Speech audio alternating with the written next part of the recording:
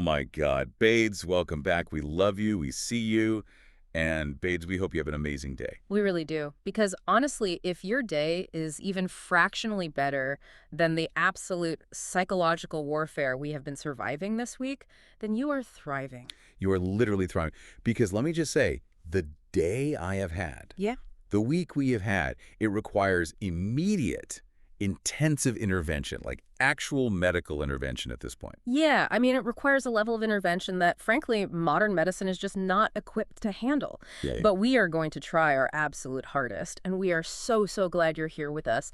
Whether you're like sitting in brutal bumper-to-bumper traffic or aggressively folding a mountain of laundry or, hiding in the break room from your boss, we are talking directly to you. We are, because I desperately need to unpack something with you before we get into the absolute unmitigated wreckage of reality television. Oh, God, what happened at the clinic? Okay, so my real-life day job as a dentist completely broke me today. And I mean, it shattered my ego into a million tiny little pieces. I am bracing myself. What did you do? So I had the absolute sweetest, most angelic pediatric patient this morning. I am talking full compliance, perfect flossing habits, sitting perfectly still. Wow. An absolute unicorn in pediatric dentistry. Like, that never happens. A total unicorn. It was a dream scenario. Yeah. My heart was so full of validation. I was feeling like the absolute best healthcare provider on earth. But then the spiral hit. Oh, no. When did you realize? At roughly 2 in the afternoon, I realized that I had been walking around the clinic, consulting with adult patients, directing my hygienist, looking dead into people's eyes with the utmost medical authority, while wearing a massive, chalky white smear of prophylaxis polishing paste right across the chest of my navy blue scrubs for half the day. No. Tell me you were joking right now. I wish I was. I was delivering complex diagnoses looking like a toddler who got unsupervised access to a tube of Crest. I am emotionally compromised. I cannot recover from this. Well, I mean, while you were actively undermining your own medical authority by cosplaying as a messy toddler, I was actually doing the Lord's work. Oh, of course you were. Let me guess. A perfect procedure. A flawless procedure. I finished a wildly complicated multi-route endodontic procedure this morning, and, for those who don't spend their days staring into the abyss of the human mouth, let me explain the stakes here. Please, educate us. A root canal on a molar isn't just like drilling a hole. I am operating a dental drill spinning at 400,000 revolutions per minute. I am working blindly inside microscopic canals that curve like a literal labyrinth. It's so stressful. Right. And if my hand slips by a single millimeter, I could puncture the side of the tooth or, worse, sever a branch of the trigeminal nerve bundle, which can cause permanent facial numbness or paralysis for the patient. The stakes are so high. They are astronomical. That is the clinical reality we live in. And today, my execution was absolute structural perfection. The margins were flawless. The patient's bite was impeccable. I was feeling like an absolute god of dentistry. Okay, flex. I love this for you. But there's a but coming, isn't there? Of course there is, because the universe demands balance and it strictly punishes hubris. What happened? My punishment was that I accidentally reheated my morning coffee 3 separate times in the staff room microwave, 3 distinct times. Oh my God, I do that all the time. Did you ever actually drink it? No. Did I ever actually drink a single sip of it? Absolutely not. I just kept finding it an hour later, cold again, sitting there judging me. Just mocking you in the microwave. Literally mocking my intelligence. I can navigate the microscopic anatomy of a human nerve, but I apparently cannot manage the basic logistics of a 12-ounce beverage. Is the absolute dichotomy of our lives. But you know what? We were joking before we hit record, and I really need to bring this to the Snark squad right now. Oh, please do. Because somehow, wielding a high-speed drill millimeters from a major facial nerve, managing clinic chaos, dealing with the absolute labyrinth of insurance claims, and running a medical practice, all of that actual real-world consequence, it somehow feels infinitely less chaotic and toxic than literally any single hour of Bravo television right now. Oh, without a doubt. When I have that drill spinning at 400,000 RPMs, I feel a sense of profound meditative peace compared to the visceral, full-body cortisol spike of watching these reality television personalities navigate their interpersonal lives. So true. A root canal makes sense. A root canal has rules. It has biological logic. Anatomy makes sense. The Bravo cinematic universe operates in a realm completely devoid of logic, accountability, or reason. Completely devoid. And babes, we have been so busy these last few days, it's actually unbelievable. Between managing the clinics, organizing my moving plans, trying desperately to cling to some pathetic semblance of a social life, and keeping up with this reality TV fallout, I am running entirely 100% on fumes and vibes. Fumes, vibes, and a significant caffeine withdrawal from the coffee I systematically forgot to consume. We are existing on a purely metaphysical plane at this point. We really are. But thankfully, Yeah. the wine is officially on deck. Thank God. It has been poured, is breathing, Yeah. and so am I. There is something genuinely sacred about this specific ritual, you know? Hmm. That first sip of wine after a long, grueling day of making highly consequential decisions. Oh, it's the best feeling in the entire world. It is the definitive transition from responsible, liable adult to feral, unapologetic observer of human behavior. It really is. And we need to analyze why every single glass of wine somehow tastes 100% better when it's paired with top-tier unhinged gossip. It's a scientific phenomenon. It actually is. I was reading about this recently, and it's evolutionary psychology. Anthropologists suggest that gossip was like the primary mechanism that allowed early humans to form large, cohesive social groups. Oh, really? That makes a lot of sense. Yeah. It was a survival tool to figure out who is trustworthy and who is a threat without having to interact with them directly. So when we sit here, sipping wine and dissecting other people's bad life choices, our brains are literally rewarding us with a massive dopamine hit for protecting the tribe. I love that. We are performing an essential evolutionary function. It's science. I am declaring right here, right now, that this exact recording session officially counts as medical-grade self-care. I will second that diagnosis immediately. It is the sudden relief of ambient cortisol. You spend your entire day suppressing your own stress, managing your own pristine image, and then you watch someone else voluntarily detonate their own life on national television. Exactly. Your brain just sighs in profound relief. At least I didn't text my ex-girlfriend while on a romantic vacation in Italy, you think, as you take a sip of a very reasonably priced Sauvignon Blanc. The schadenfreude is genuinely therapeutic. Exactly. We're doing the work of evolutionary biology. And before we pivot into the absolute wreckage of the Hamptons, I need to remind the Snark Squad loudly and proudly, it is Pride Month. Yes, it is. Babes, we literally live for June. I get emotional every single year because this month always feels so completely full of joy, celebration, music, and community. It feels like the entire world suddenly unhitches its shoulders, remembers how to breathe, and just decides to be happy. It really is the one month of the year where my natural cynicism is temporarily banished. I am forced, against my own will, to experience pure, unadulterated serotonin. And we love that for you. I was actually looking at the calendar this morning, and since school is officially out for the summer, I am seriously considering taking my niece to New York City this weekend to experience Pride. Wait, stop it right now. Oh my God, you absolutely have to. New York City Pride. I knew mentioning New York would activate you. It activates my soul. You just sent me into an absolute massive nostalgia spiral. The memories are flooding back, and they're completely covered in glitter and sweat. Please, set the scene. What is the ultimate New York Pride memory? Okay, my favorite memory, and I can picture the geography of it so vividly right now, is just dancing in the middle of the streets in the West Village with complete strangers. People who, for the exact 3-minute duration of a Lady Gaga remix, instantly became my soulmates and best friends. The trauma bonding of the dance floor? Literally. Yeah. I remember looking up and seeing rainbow flags just draped everywhere. They were hanging out of fire escapes, wrapped around bodega awnings, flying from apartment windows. The bass of the music was just echoing through the city canyons, bouncing off the brick and the glass. It really is a sensory overload in the best way possible. It is. And of course, because I am fundamentally me, I accidentally walked 10 miles that day in completely impractical shoes. 10 miles in heels. I am talking architectural heels. Yeah. Shoes that were designed for sitting in a VIP booth, not marching down Christopher Street. But the energy is so electric, you don't even feel the blisters forming. Until the next morning.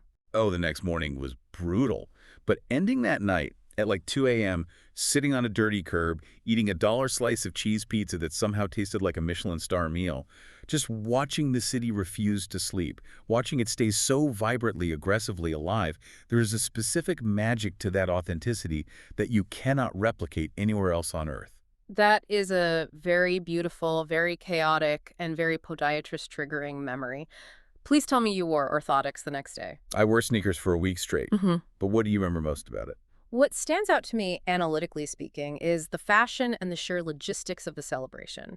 The ingenuity of the outfits is staggering. You see garments constructed out of sequins, duct tape, and sheer willpower that openly defy the laws of physics and gravity. Oh, the fashion is unparalleled. But beyond the visual spectacle, it's the globalization of the community. You are meeting people from literally all over the world who have converged on this one tiny island to feel safe and celebrated.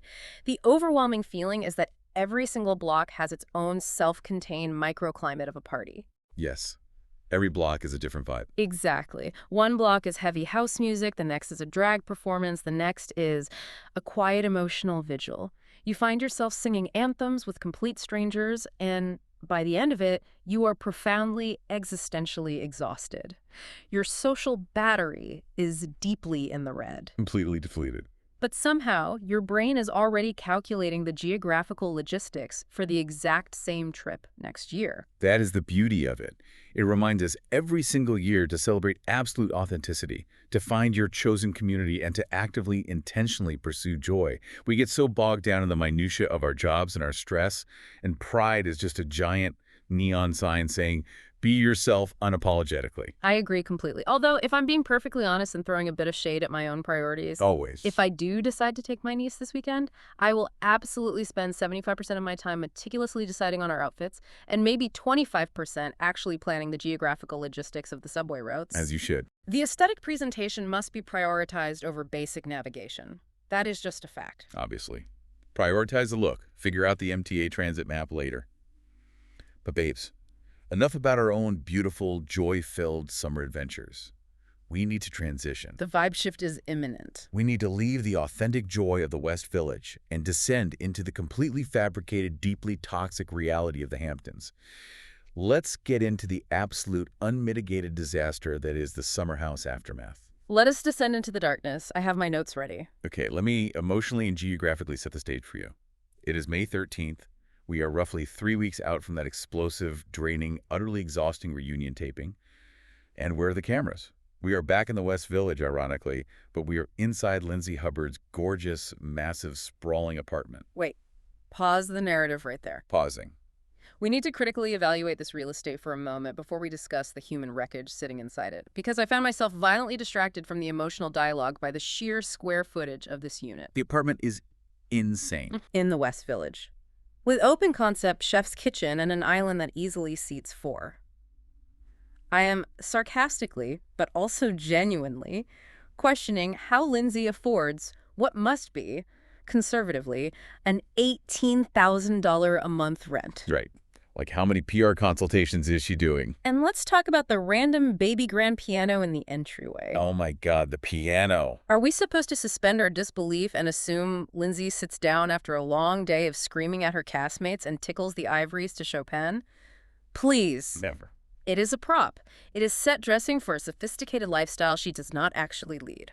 The piano is purely for the aesthetic. She's never played a C major scale in her life. It's basically just a very expensive table for her junk mail. Exactly. But the real aesthetic we need to talk about, the actual focal point of this scene, is Amanda. Because I completely, totally lost my mind over this conversation. Walk me through your spiral. Amanda sits down on Lindsay's giant sectional, gripping a glass of Whispering Angel Rosé like it's a life preserver, and admits out loud with her full chest that she still hasn't watched the season. Not a single episode. She hasn't watched the episodes leading up to the finale. She hasn't watched the reunion.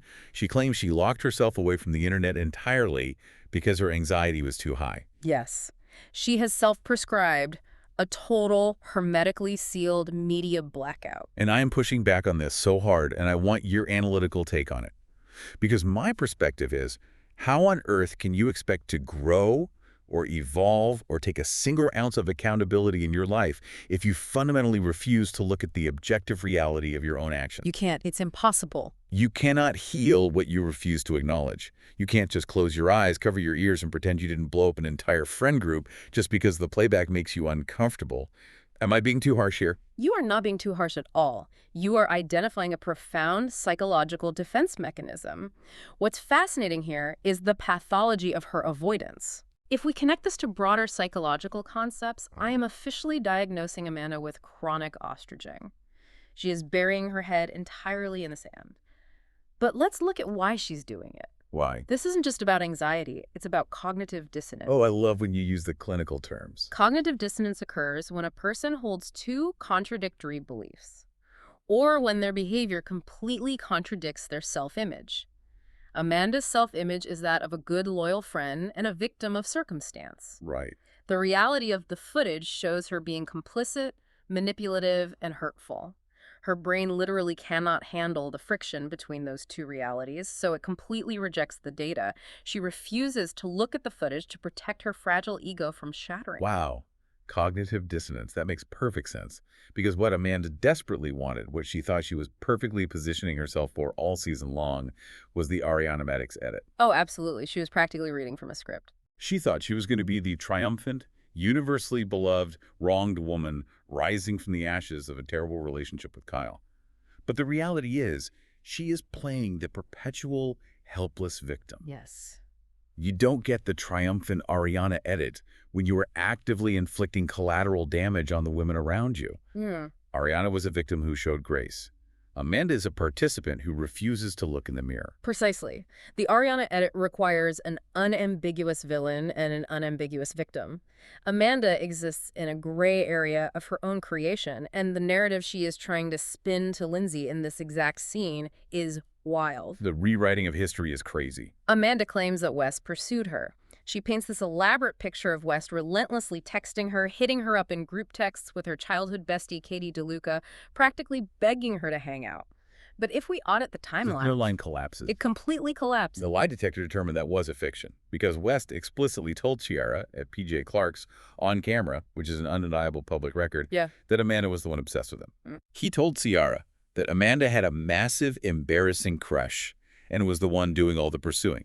So someone is flat out lying. Someone is lying, and frankly, they are both such fundamentally unreliable narrators at this point that the objective truth is completely lost in the sauce. Lost in the lover boy sauce. However, what is undeniable is Amanda's description of how this attention made her feel. Yes, she uses this very specific word.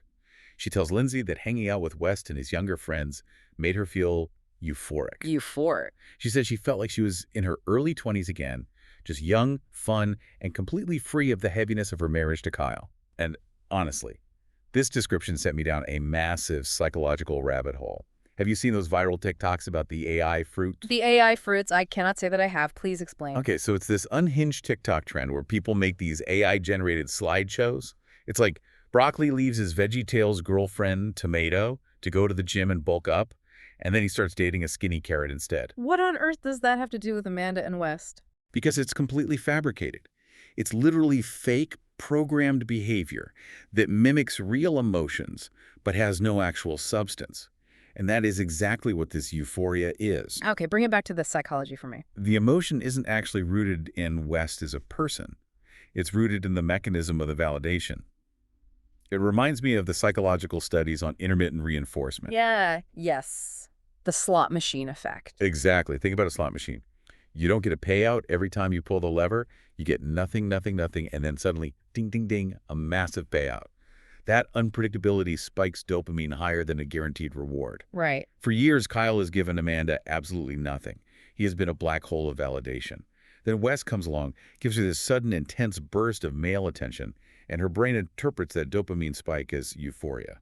That makes a lot of sense. But it's not real grounded connection. It's just a chemical reaction to sudden validation after a decade of emotional starvation. It's like the fake AI fruit romance. That is a brilliantly astute, albeit bizarrely illustrated analogy. The delusion is truly medical grade, because what she isn't finding is self-love or liberation, despite her desperate attempts to rebrand this mid-30s crisis into an empowering narrative. It's not empowering at all. No, she's just replacing Kyle's historical lack of validation with cheap, immediate male validation from a guy who, frankly, doesn't even respect her. And as Lindsay so eloquently pointed out, a guy with a little wee-wee. Oh my God, quoting Lindsay directly. I love it. Yeah. And that leads perfectly to Lindsay's surgical intervention in this scene. Yes. Let's talk about Lindsay doing the Lord's work. Lindsay sits there, listens to this entire delusional monologue, and then drops the absolute hammer on Amanda. West cheated with Maja in March.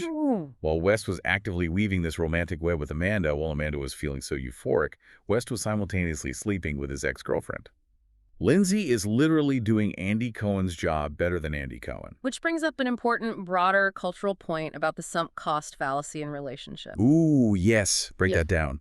The sunk cost fallacy is our tendency to follow through on an endeavor if we have already invested time, effort, or money into it, whether or not the current costs outweigh the benefits.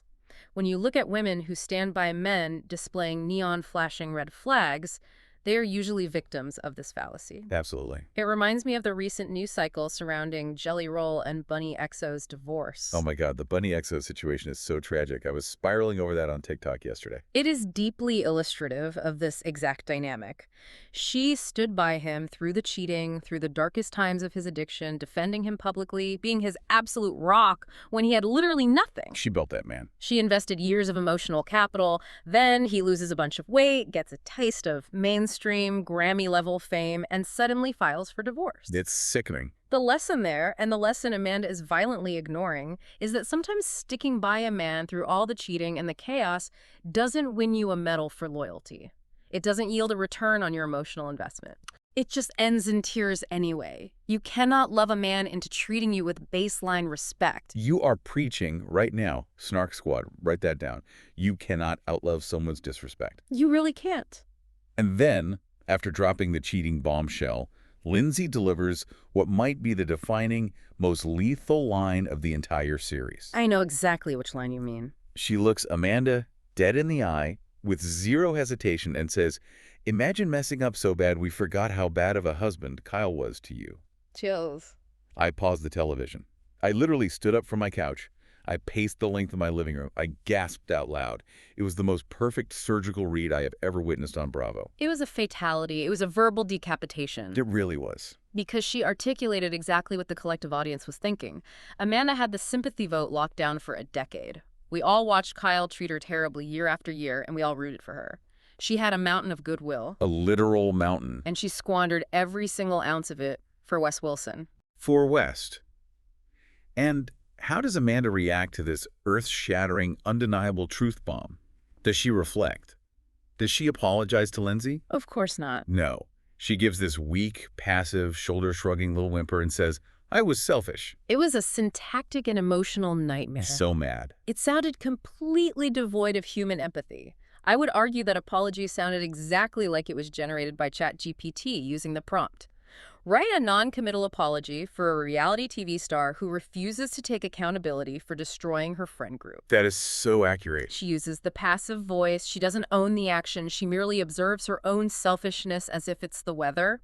It was raining today and I was selfish. It completely removes all agency. It's infuriating, and it perfectly sets up the confrontation we see exactly 1 week later. Yes, the apartment scene. We are moving from Lindsay's lair to Kyle's apartment. It is May 20th, and let me just say, Kyle's apartment has never looked cleaner. You can tell he hired a deep cleaning service specifically for these cameras to be there. Oh, he definitely did a frantic baseboard wipe down before the crew arrived. But the absolute star of this scene, the main character, the Greek chorus of this entire tragedy, is Kyle and Amanda's dog. The dachshund, the ultimate unbribable whistleblower. I was loudly physically reacting to this dog.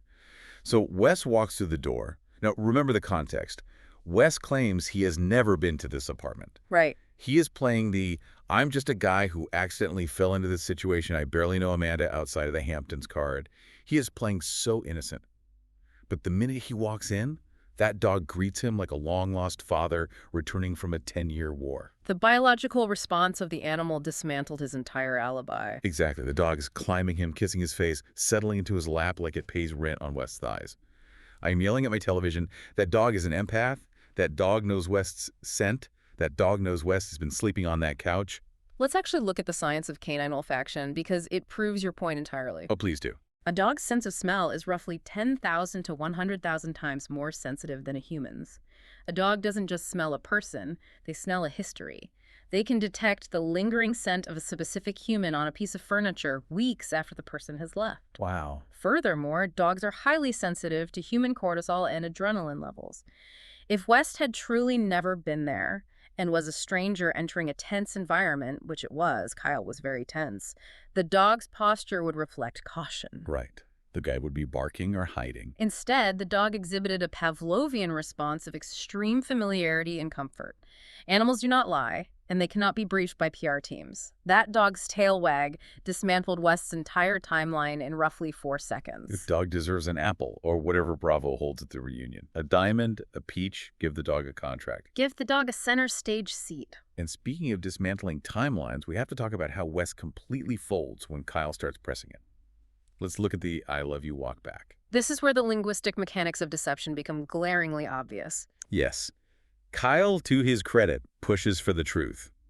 He acts like a prosecutor here. He really does. He asks the ultimate clarifying question. What are your intentions with my wife, and do you love her? And West scrambles. Because he wasn't prepared for direct confrontation. He claims he told Amanda he loved her back in the summer. But watch his body language and his syntax when Kyle presses him on the exact context. He immediately moonwalks back from the statement. He sprints backwards. He claims he only loved her platonically in a moment where he was comforting her during a blowout fight with Kyle. He attempts to reframe a romantic declaration as an act of altruistic friendship. Yes. And when Kyle asks him directly, point blank, if he is in love with her right now, in the present day, West completely refuses to admit it. He equivocates, he mumbles, he just looks at the floorboards. He cannot hold eye contact. I am so fundamentally disgusted by West's cowardice in this scene. He cannot even look Kyle in the eye. He just stares at his own shoes while he mumbles out these half-baked excuses. It made me realize that West isn't some mastermind. He's just a coward who got caught playing in traffic. I will push back on that slightly. Okay, push back. I don't think it's just cowardice. I think it is the strategic retention of power. So. Manipulators use ambiguity as a weapon. By refusing to say, I love her or I don't love her, he keeps everyone, Kyle, Amanda, the audience, in a state of suspension. If he commits to a stance, he can be held accountable to it. By remaining vague, he retains control of the narrative. Oh, that's dark.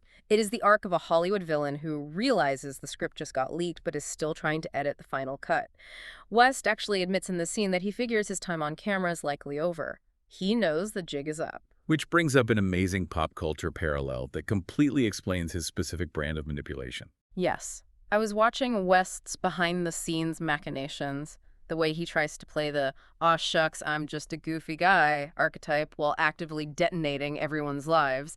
And I couldn't help but compare him to the recent Vanity Fair expose about Matt Kaplan and the Unwell Network. Oh my God, the Alex Cooper call her daddy drama. Break this down for the listeners who haven't read it, because the parallel is chilling. The Vanity Fair article paints Kaplan as a highly strategic puppeteer. He allegedly pulled strings in the shadows, created hostile environments, and proudly called himself a mean girl behind closed doors, all while presenting a polished professional facade to the public. He weaponized back-channel communication. That is exactly what West is doing. West is operating on that exact same frequency. He is the modern incarnation of the soft boy mean girl. Soft boy mean girl. He whispers in Amanda's ear. He texts Maja secretly. He keeps Ciara on a hook, pulling all these strings in the shadows. But the second he is confronted in the daylight by a man, Kyle, he folds like a cheap suit. He wants the absolute power of the manipulator without the spine to stand behind his actions in the light of day. That is so accurate, it's scary. He wants all the control and none of the consequences. And speaking of PR and consequences, we have to give credit where credit is due in this episode. I assume you mean Kyle's intervention. Yes. Yeah. It is revealed that Kyle officially stepped in and stopped Amanda from doing a massive podcast tour to tell her truth. We all know her PR team was packing her bags to go sit on Alex Cooper's Call Her Daddy or Nick Vale's The Vile Files. I have to give rare, unadulterated props to Kyle Cook here. Right. From a crisis management perspective, what Kyle executed was a masterclass in PR conservatorship. He asked the only logical question. What truth are you going to tell, Amanda? You haven't even watched the show. Exactly. How are you going to sit across from Alex Cooper, who is a trained absolute sniper at extracting drama and inconsistencies, and defend actions you literally refuse to watch on a screen? Nick Viall would have dismantled her timeline in 5 minutes flat. Kyle saved her life. He absolutely saved her. Going on a major podcast when you are the villain of the season and you are operating under cognitive dissonance is career suicide. You will be metaphorically slaughtered by the host and then literally slaughtered by the internet comments. Kyle recognized that Amanda was not operating in reality, and he grounded her. It was arguably the most protective, loving thing a soon-to-be ex-husband could do. A PR conservatorship. I am obsessed with that phrase. Okay, let's pivot to the final major confrontation of the aftermath. It is May 27th, the Mimosa meetup. The summit of the wronged women. Ciara and Major West's ex-girlfriend finally meet up on camera. And babes, I was so emotionally happy watching this. After an entire season of West silencing women, controlling the narrative, and operating in the shadows, Major finally gets to sit in front of a camera, order a drink, and speak her objective truth. And she didn't just speak her truth. She dropped a tactical nuclear weapon on West's remaining shred of credibility. The 6-hour phone call. Oh my God, let's talk about it. Let's analytically break this down because the psychology of this specific action is exceptionally dark. Major reveals that she and West had a massive 6-hour phone call after the reunion taped. Make it make sense. Let's establish the timeline. He sits on that reunion stage. He supposedly commits his loyalty to Amanda. He begs for forgiveness. And then he goes home and spends a quarter of a day on the phone with his ex. Now, why a phone call? Because West knows Amanda checks his text messages. He is adapting his deception tactics in real time to evade surveillance. He isn't calling Major because he genuinely misses her soul. He is calling her because he gets off on the secrecy. He is addicted to the thrill of the illicit conversation. This is where I have to push back, or at least introduce a counter theory, because I'm genuinely struggling to figure this guy out. Let's hear it. Is West a calculated Machiavellian sociopath who is orchestrating this massive, complex web of lies on a whiteboard in his bedroom? Or is he just a genuinely dumb, impulsive guy who thinks with his ego, is way over his head, and just reacts to whatever woman happens to be paying attention to him in that exact moment? Like, is it malice or is it weaponized incompetence? I understand the desire to write him off as just a clueless, impulsive guy. It's comforting to think he's just stupid because stupidity is less threatening than malice. Right. It feels easier to digest. Yeah. But I firmly believe the psychological axiom. How you do something is how you do everything. The premeditation required to consciously switch your communication method from iMessage to a 6-hour voice call, specifically to evade your current partner's known surveillance habits. That is not an impulsive accident. When you put it like that. That requires foresight, risk assessment, and execution. That is calculated compartmentalization. He is intentionally creating siloed realities for each woman. That makes him dangerous. Wow. When you lay it out like that, it's chilling. He's building separate terrariums for all these women and controlling the climate in each one. That's a great metaphor. And then we get to the Italy betrayal, which Major breaks down. Ugh, the Italy trip. Major admits she thought she was in on the secret relationship with West. She thought they were playing a game together against the reality TV machine. She thought she was the insider. Only to realize, when the paparazzi photos dropped, that she wasn't the co-conspirator. She was the mark. She was the butt of the joke. And the photos, the infamous photos from Italy, the ones where Amanda and West are literally, physically spitting a sip of wine into each other's mouths on a public balcony. Please, I am begging you, do not even put that visual back into my brain. It is a biological hazard. It makes me want to gargle with Listerine just thinking about it. It was an epidemiological nightmare, but beyond the gross factor, let's look at the emotional violence of it. Yes, exactly. To Major, it was the ultimate FU. She had encouraged him to go to this wedding in Italy alone to get off the grid, to escape the show's drama. Instead, he uses the trip to parade Amanda around Europe and stage a highly public, highly viral romantic moment. It was a complete violation of trust. It's so disrespectful, and I have another pop culture tangent that I need to bring up, because the contrast in how men handle privacy is wild. Proceed. Let's look at Joe Alwyn right now. Taylor Swift's famously, obsessively private ex-boyfriend. Yes, the man who lived in a literal self-imposed shadow for 6 years. He refused to even say Taylor's name in interviews. It was a ghost. But look at Joe Alwyn right now. He is publicly dating the actress Sarah Pidgeon. They're walking down the street in London. They're taking photos. They are existing in the daylight without all this deceptive, shadowy, overlapping timeline nonsense. That is true. If Joe Alwyn, a man who treats his private life like classified state secrets, can manage to move on publicly, cleanly, and respectfully, Wes Wilson has zero excuse for this level of manipulative, secretive breadcrumbing. That is a very astute comparison that highlights the difference between privacy and secrecy. Well, I like that distinction. Joe Alwyn demonstrates that you can maintain strict personal boundaries and privacy without resorting to psychological warfare against the women you date. Privacy is about protecting your peace. Secrecy is about protecting your lies. West uses the concept of privacy as a weapon of manipulation to keep these women in the dark. Exactly. Protect your peace, not your lies. Snark Squad, we are dropping gems today. We really are. And what comes out of all this manipulation? What is the final result of West's grand plan? The ultimate trauma bond between his victims. Watching Ciara and May just sit there, clinking their mimosas, comparing notes, and bonding over the exact same lies from the exact same man. It was powerful. We should define trauma bonding here because it's a term thrown around loosely on TikTok, but it has actual clinical weight. Yes, doctor, give us the definition. A trauma bond occurs in an abusive or highly toxic relationship where the victim forms a deep emotional attachment to the abuser. It's driven by a cycle of abuse followed by intense positive reinforcement, like the slot machine analogy we discussed earlier. Right, the intermittent reinforcement. Exactly. The victim becomes addicted to the reconciliation phase. What we're seeing with Ciara and Maja isn't a traditional trauma bond with Wes, but rather a shared trauma alliance. They are bonding over the shared experience of surviving his specific brand of psychological manipulation. Shared emotional survival breeds incredibly fast, incredibly intense connections. It's the Avengers of wronged women. They are assembling. And based on that intense connection, I am making a prediction right now on the record. What is your prediction?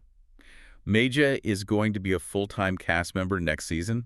Bravo is going to cast her, give her a massive salary, purely out of spite to torture West, and I will be sat in front of my television for every single minute of it. The Bravo casting director would be guilty of gross professional malpractice if they did not immediately offer her a multi-season contract. A trauma-bonded alliance of brilliant women actively destroying a mutual male enemy is the absolute pinnacle of reality television gold. It's Shakespearean. Okay, we have analyzed the wreckage, we have diagnosed the cast, and now we get to transition to our absolute favorite part of the conversation. It is time for the segments. Let the definitive judgment begin. Let's get into segment 1. Summer Share House Superlatives. We are handing out the hardware, and we need to justify our answers. I am ready. First up on the ballot, most likely to start drama before brunch. I am loudly, proudly, and confidently nominating Lindsay Hubbard. Really? Justify your claim. My reasoning is simple. She does not require caffeine to activate. She will wake up at 7:30 a.m., choose absolute violence, and interrogate your fundamental life choices while aggressively flipping a protein pancake.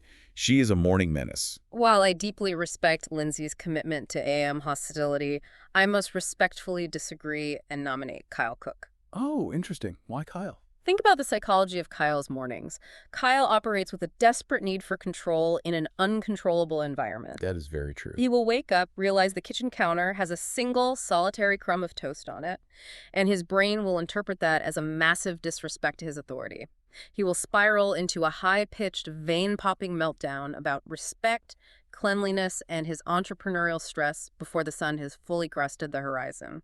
His pre-brunch anxiety is unmatched and deeply disruptive. Okay, that's a fair psychological profile. He is the undisputed king of the morning meltdown. I'll concede that. Next superlative. Biggest main character. We must be in absolute agreement on this one. There's only one correct answer. Without a doubt, it is Kyle and Amanda's dachshund.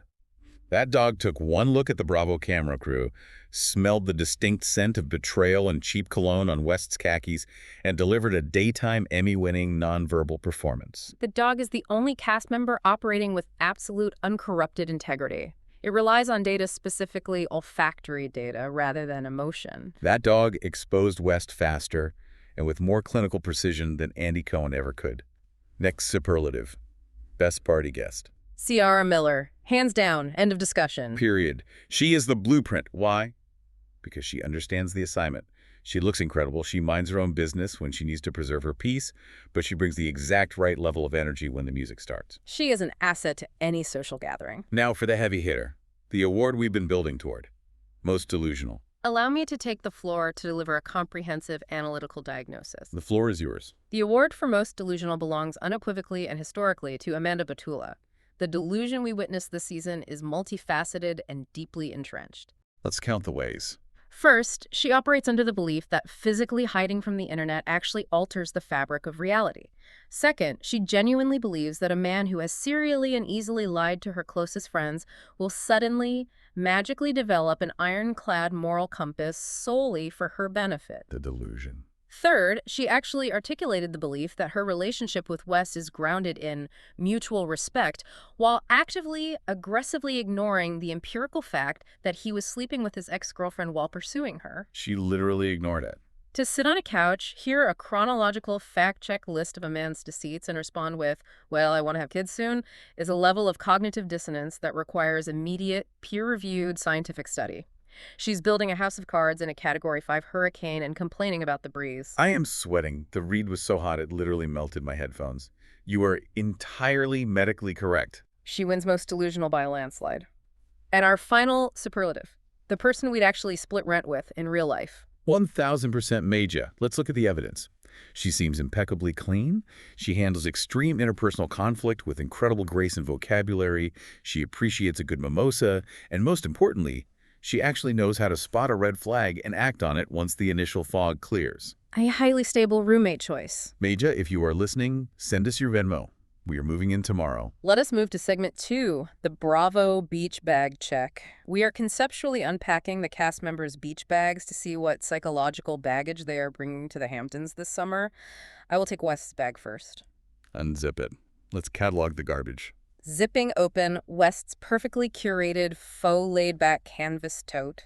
Item 1, a prepaid burner phone, specifically purchased for making 6-hour phone calls that evade iCloud syncing and partner surveillance. Brutal.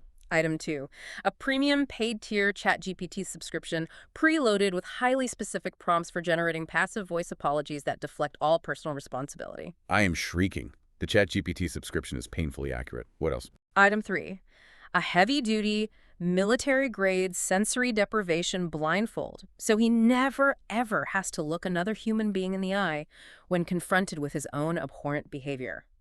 Item 4, a dog-eared, heavily highlighted copy of The Manipulator's Playbook, How to Weaponize Incompetence. That is his Bible. And item 5, a single, slightly deflated football to toss around and remind everyone of his supposed collegiate glory days whenever the emotional conversation gets too real. That is so spot on. Okay, I am aggressively unzipping Amanda's woven, highly aesthetic, influencer brand beach bag. Let's see what coping mechanisms we have inside. What's in there? Item 1, a massive Costco-sized bottle of prescription anti-anxiety meds, completely untouched, because she prefers to just ignore the problem rather than treat it. Ouch. True. Item 2, a literal physical plastic bucket full of Hamptons beach sand, specifically designed for her to stick her head into the exact moment someone tries to hold her accountable. The ostriching bucket. Item 3, a giant empty glass jar with a label slapped on it that just reads male validation, and she is walking up and down the beach begging strangers to drop pennies into it. That is a devastating visual. Item 4, a pair of noise-canceling headphones playing a continuous loop of West saying, "You're so cool, I like you so much," just to drown out her intuition.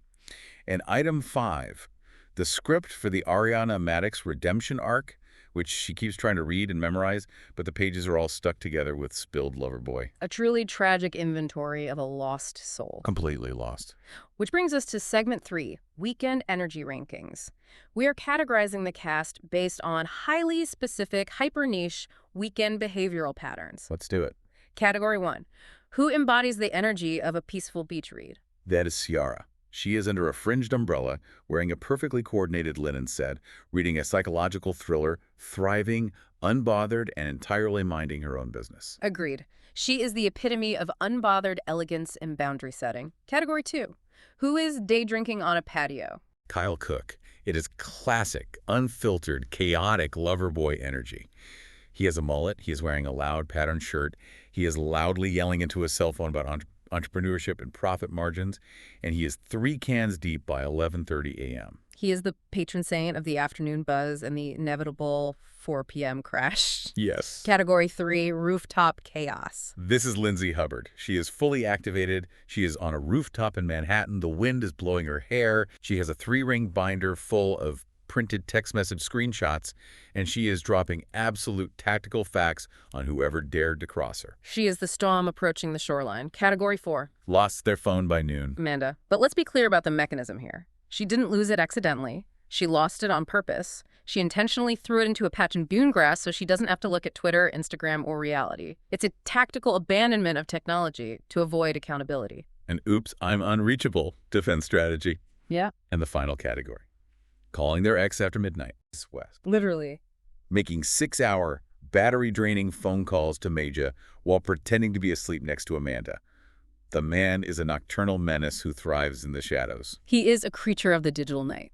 Which brings us to our final and perhaps most aspirational segment, the Snark Squad Summer Manifestation Board. Oh, my favorite. We are each creating our ideal Bravo-inspired summer by selecting specific elements. One vacation, one cocktail, one outfit, one romance, and one completely unrealistic luxury purchase.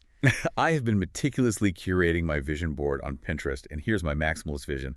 For my vacation, I want to be in Italy, but crucially, minus the mouth spitting. Thank God. I want to be on a pristine private balcony in Positano. For my cocktail, I require a massive bathtub-sized Aperol Spritz. Very chic. For my outfit, I want full, unrestricted access to Alex Cooper's closet, which is the most expensive, effortless, I woke up like this, casual wear. For my romance, I want something as aggressively solid and visually stunning as Callum Turner grabbing Dua Lipa on that vacation. Just undeniable chemistry. A powerful visual. And for my one completely unrealistic luxury purchase, I want the secret, massive, multi-million-dollar stadium stage that Taylor Swift is allegedly secretly building in a warehouse in Pennsylvania for her rumored MSG wedding to Travis Kelce. I want that stage airdropped into my backyard. Your manifestation board is loud, it is staggeringly expensive, and it requires multiple international permits and a heavy-duty crane. Exactly the vibe I'm going for. What about yours? I, on the other hand, am countering with a board grounded in extreme aggressive boundary setting.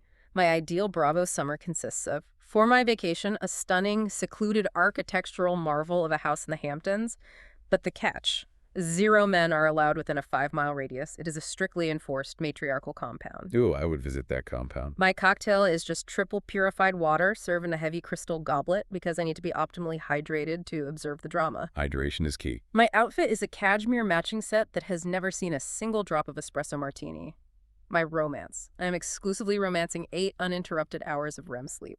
And my unrealistic luxury purchase. A direct red phone hotline to Bravo's legal and HR teams so I can bypass Andy Cohen and fire Wes Wilson myself. Okay, the hotline to Bravo legal is a major undeniable flex. Yeah. I want the Taylor Swift stage, but having the power to issue Bravo, cease and desist from the comfort of your own living room. That is true, untouchable luxury. We will let the Snark Squad debate whose board wins in the comments. I believe my sleep and litigation board holds a certain pragmatic, exhaustion-based appeal for the modern reality TV viewer. But we shall see. This conversation has been a marathon of emotions, psychological diagnosis, and absolute shade. And now, we turn it over to you. We need to hear from the Snark Squad. I am asking you directly, right now, what is your favorite pride, memory, or tradition? Tell us everything in the comments. Hit us up on socials. I want to hear about the joy, the chaos, the outfits, the strangers you met. And, perhaps more importantly, for the sociological study of this listenership, which Bravo cast member across any franchise would actually be the best vacation roommate? Because right now, looking at the Summer House roster, the bar for acceptable behavior is absolutely in hell. The bar is a literal tripping hazard in hell. Yeah. Thank you so much for hanging out with us today. We love you. Please remember to like, comment, subscribe, and explicitly share this conversation with another snarker. Yeah. Force them to listen to it in the car. Spread the snark. Set those boundaries in your real life, and don't let anyone give you the Wes Wilson treatment. We appreciate your time, your ears, and your shared outrage. Stay sunny. Stay messy. And we'll see you on the smart side.